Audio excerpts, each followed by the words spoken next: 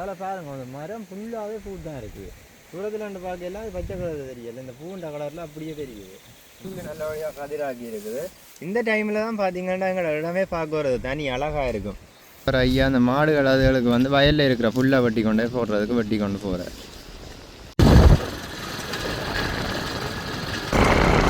இதான் பார்த்தா முத்தையங்கட்டு குளம். இந்த இடத்துக்கே சிறப்பு இந்த குளம் தான். நீ வார காலத்தில் இன்னும் குளம்னு சொல்லிடுது. நாங்கள் இஞ்சாலே ஒரு சின்ன தோட்டம் வந்து வெப்பமட்டு வச்சு நாங்கள் அது வேறுங்க தோட்டத்தின் நிலைமை அங்கே தான் வச்சிருக்கிறோம். வண்டி எல்லாம் மொட்டை அடிச்சுது. வண்டியை குரங்கு சாப்பிடாதுன்றால் நாங்கள் வச்சு நாங்கள் வண்டி எல்லாம் சாப்பிடுறது குரங்கு வந்து. வணக்கம் உறவுகளே, இன்றைக்கு பார்த்தீங்கன்னா ஒரு அருமையான காணொலி தான்.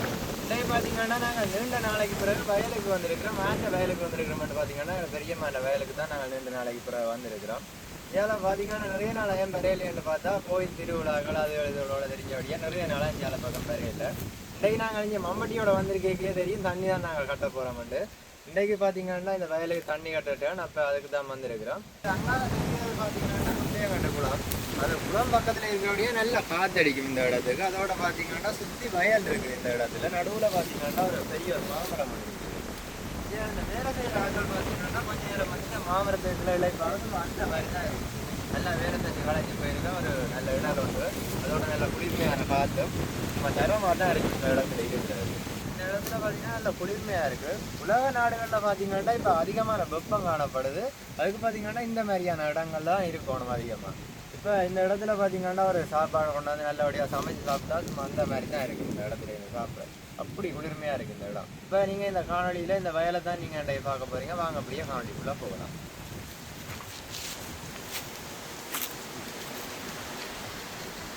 இப்போ பார்த்தீங்கன்னா இங்கே வயலுக்கு தண்ணி வாங்கி கொண்டு இருக்குது. இந்த இடத்துல பார்த்தீங்கன்னா நெல் நல்லபடியாக கதிராகி இருக்குது. இந்த டைமில் தான் பார்த்தீங்கன்னா எங்களோட இடமே பார்க்க வருது தனி அழகாக இருக்கும். ஃபுல்லாகவே வடிவாக இருக்கும். இப்போ பாருங்கள் வயலை எப்படி இருக்குது அந்த நல்ல பச்சை கலரில் அப்படியே நல்ல வடிவாக இருக்குது. இந்த வயல் ரஞ்சு பார்த்தீங்கன்னா இதால் தண்ணி போகுது. இந்த கதிராக்குற டைமில் தான் பார்த்தீங்கன்னா இந்த வயலுக்குள்ளே நிறைய தண்ணி நிற்கணும். அதுதான் நல்லா கதிராகும். இப்போ இந்த வயல் நிறைஞ்சிட்டு நாங்கள் இப்போ இந்த வயலை கட்டி விடுவோம். தண்ணியை கட்டி விடுவோம். இங்கே இருக்கிற மண்ணை எடுத்து கட்டி விடுவோம்.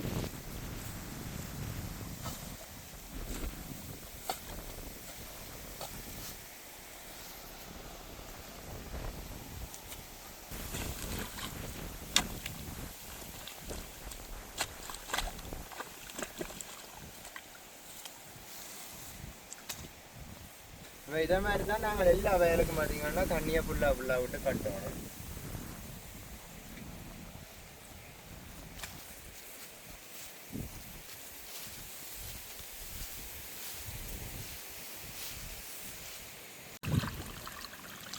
இதில் பார்த்தீங்கன்னா இந்த மண்ணுடைய அடிச்சிருக்கேன்னு பார்த்தா இந்த வயலுக்குள்ளேருந்து தண்ணி நிறைஞ்சாதான் அங்கால பாயும். இந்த உடைச்சி பயிர வேலை இதில் இருக்காது. இப்படி உடைஞ்சி நிரம்பி அங்கால அடுத்த வயலுக்கு போகும். மற்ற இதில் பார்த்தீங்கன்னா நிற்க நல்லா குளிர்மையாக இருக்குது. இதுக்கால தண்ணி பாய இப்படி நிற்கணும் போலவே கிடக்குது.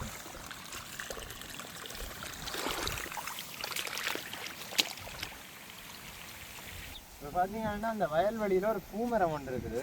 அங்கே நீங்கள் பார்க்கவே நல்ல சிவப்பு கலரில் இருந்துச்சு. அப்படி பூ பூத்துருக்கு, நல்லா சொரிஞ்சு பூத்துருக்கு. இப்போ நாங்கள் அந்த பூமரத்தை தான் போய் பார்க்க போகிறோம். இதுலேயே இந்த பார்க்கவே நல்ல வடிவாக இருக்குங்க. அதெல்லாம்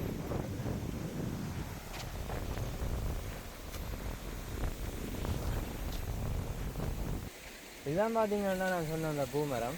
இதே இனத்திலே ஒரு பூமரம் எங்களோட வீட்டையும் நிற்குது. இதுலேயே நிற்குது. பார்த்தீங்கன்னா இந்த பூமரம் பார்த்தீங்கன்னா 100க்கு 100 வீதம் பூத்து இருக்குது. வேறெண்டு பார்த்தீங்கன்னா இதில் அவங்க குளத்துலேருந்து வர காற்று, மற்றது பார்த்தீங்கன்னா வாய்க்கால் பக்கத்துலாம் இருக்குது. தேவையான தண்ணி இந்த வாய்க்கால்லேருந்து இந்த பூமரத்துக்கு கிடைச்சிக்கணும். அதால் பாருங்கள் அந்த மரம் ஃபுல்லாகவே பூ தான் இருக்குது. தூரத்தில் ரெண்டு பார்க்கலாம் அது பச்சை கலர் தெரியல, இந்த பூண்ட கலரில் அப்படியே தெரியுது. இந்த பார்க்க நல்ல வடிவாக இருக்குது. இதில் பார்த்தீங்கன்னா ஒரு ஐயா அந்த மாடுகள் அதுகளுக்கு வந்து வயலில் இருக்கிற புல்லை வெட்டி கொண்டே போடுறதுக்கு வெட்டி கொண்டு போகிறேன்.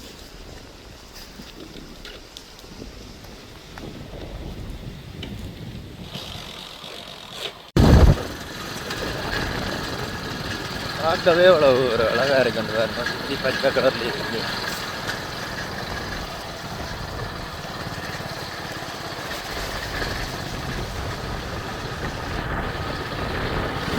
இதில் பார்த்தீங்கன்னா ஒரு தாமரை குளம் மட்டும் இருக்குது. இந்த வயலுக்கு பார்த்தீங்கன்னா ஒரு மாடுங்கண்டு நிற்குது, கட்டி இருக்குது போல இருக்குது. இந்த இடத்துல இருந்து தான் பார்த்தீங்கன்னா தண்ணி வந்து அங்கே வயல்களுக்கு கொடுக்குறது. இதில் பாருங்க ஒரு கொண்டு இருக்கு வந்து கொடுக்குற இடத்துல இதான் பார்த்தா முத்தையங்கட்டு குளம்.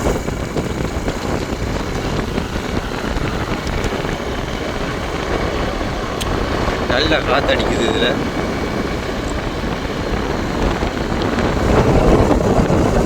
குளத்துக்கு அந்த பக்கம் பார்த்தா நல்ல பச்சை பசையிலன்னு இருக்குது.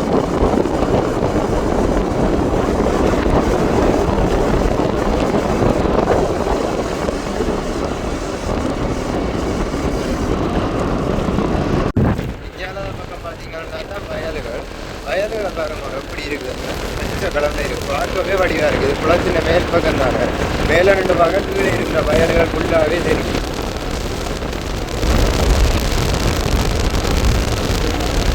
இதுதான் முத்தையங்கட்டு குளம். மேலே இது பெரிய குளம், இடனமான குளம். அடுத்தது இந்த முத்தையங்கட்டு குளம் தான். இதுக்குள்ள வந்து 24 தண்ணிகள். இது வந்து வயல் நிலங்களுக்கு பாயிறது.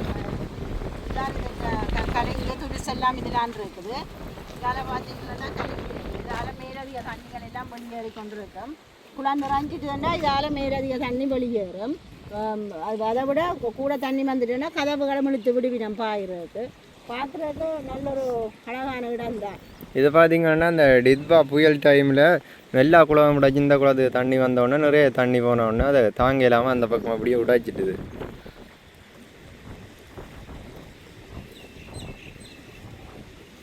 இந்த இடத்துக்கே சிறப்பு இந்த குளம் தான். பன்னியிலே ஒரு மிகப்பெரிய குளமாகவும் இதை சொல்லலாம். இடனமட குளம் இதை விட பெரிய குளம். அதுக்கு அடுத்த குளம் இந்த குளம் தான், முத்தையங்கட்டு குளம் தான். இதுக்குள்ள நல்ல நன்னீர் மீன்பிடி எல்லாம் நிறைய இருக்கு. நிறைய வருமானம் தர குளம் தான் இது.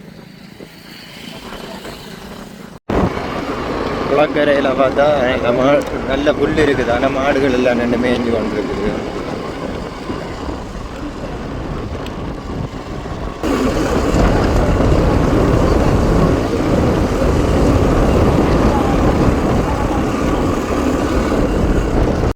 இதில் பார்த்தீங்கன்னா ஒரு கோயில் ஒன்று இருக்குது. இதில் பாருங்க முன்னுக்கு வாய்க்கால் வாங்கி கொண்டிருக்கு, பார்க்க ஒரு நல்ல வடிவாக இருக்குது. இந்த இடத்துல பாருங்க இதில் ஒரு பிள்ளையார் சிலை வச்சிருக்கு. இதைத்தான் ஆரம்பகால பிள்ளையார் இந்த குளங்காட்டேக்குள்ள ஆரம்பித்த கோயில். அந்த கோயிலை வச்சுட்டு தானே குளங்காட்டிலன்னு சொல்லிவிட்டேன்.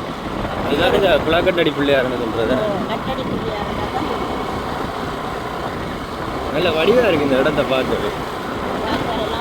வாய்க்காலோடையக்குள்ள நல்ல குளிர்மையாக இருக்குது.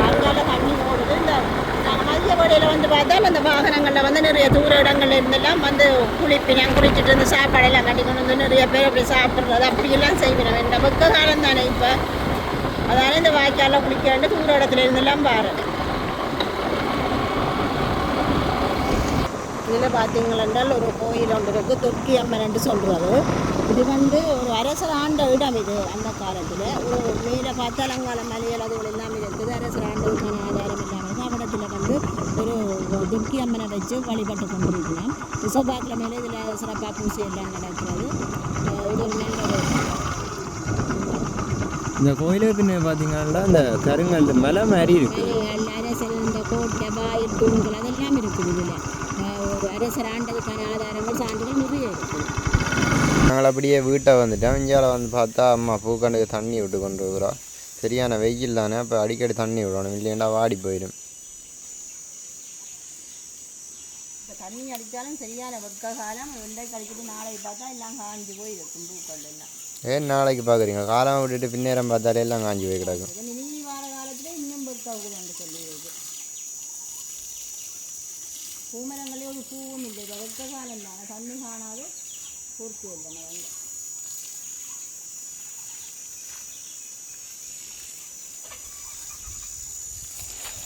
காடிக்குள்ளே இந்த காலத்திலே நாங்கள் நெடுகாடிப்போம். வெக்க காலத்தில் இன்னும் கூட கவனிச்சிருப்போம்.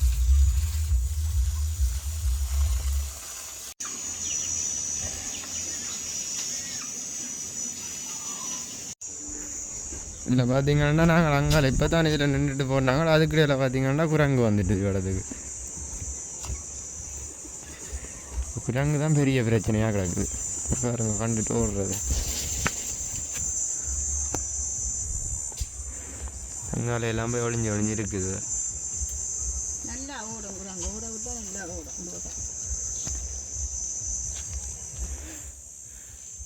நாங்கள் இஞ்சாலே ஒரு சின்ன தோட்டம் வந்து வெப்பமட்டு வச்சு நாங்கள் இங்கே பாருங்க தோட்டத்தின் நிலைமை. குரங்குக்கு தான் வச்சிருக்கிறோம்.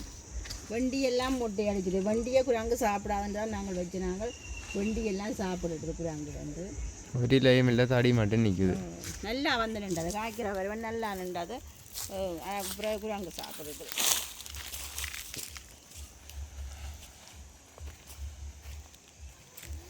எல்லாம் முறிச்சு போடுது. பெரிய பெரிய குரங்கு தானே, இழுத்து முறிச்சிருக்கு. அப்படியே இங்கால கொஞ்சம் கொச்சி வச்சு நாங்கள் இந்த வெண்டி கொச்சி மிளகாய் அதுக்கெல்லாம் குரங்கு சாப்பிடாதுன்னு தான் சொல்கிறவே. அப்போ நாங்கள் அப்போ குரங்கு சாப்பிடாதான் வச்சு நாங்கள் இதை சாப்பிடாதான்னு நினச்சி தான் வச்சு நாங்கள் நல்லா செழிப்பானுண்டது. அங்கால கொஞ்சம் குரங்கு கடிக்கையில் நல்லா நிற்கிது.